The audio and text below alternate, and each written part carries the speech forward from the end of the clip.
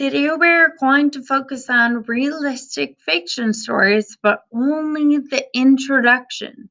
So we're only focusing on adding characters and a setting to our realistic fiction story.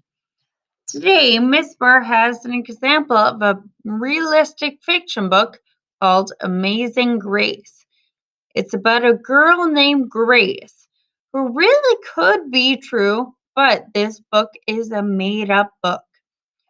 Today, I'm going to read just the introduction to you so that you know what your introduction to your story could sound like. So here we have Amazing Grace. Grace was a girl who loved stories. She didn't mind if they were read to her, or told to her, or made up in her own head. She didn't care if they were in books, or movies, or out of Nana's long memory.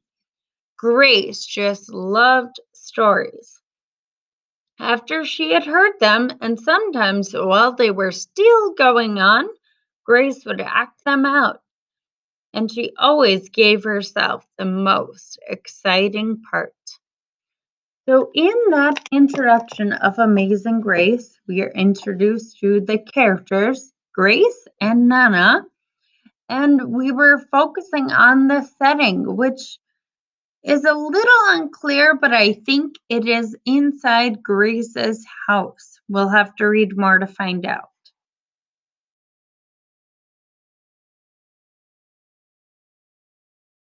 We are going to be using a realistic fiction organizer that we filled out yesterday, but we are only focusing on the characters and the setting. Now, just like Amazing Grace, we are going to be kind of telling the reader more about some of the characters and the setting. Okay? Please watch my examples as I write my introduction today. Today we're going to be using our writing paper here to write our introduction. So make sure that you have printed out this paper for you to make it easier for you to write. I want to tell my reader in my first sentence about my main character. So my first sentence is Rosie was a second grader who loved to do many things.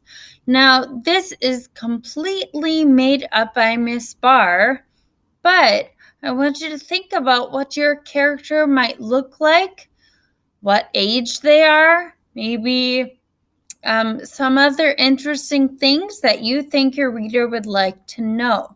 So my first sentence is just Rosie was a second grader, so that my reader kind of knows a little bit more about Rosie. Now that I've written my first sentence about Rosie, I want to go over some things that she loves, because my sentence says Rosie was a second grader who loved doing many things. Now I'm going to tell my reader different things that she loved to do. So I wrote that Rosie was a second grader who loved doing many things. She loved to go to school. Rosie loved to play outside and go on walks with her dad. She also loved playing guitar with her mom. I introduced my main character today and also talked a little bit more about her so that the reader knows what she is like. I also mentioned a couple other characters like Dad and Mom. I also talked about how she loves school and she liked to be outside at her house. So today I'm going to have you write an introduction telling me about some of your characters and include some details about your main characters and the setting.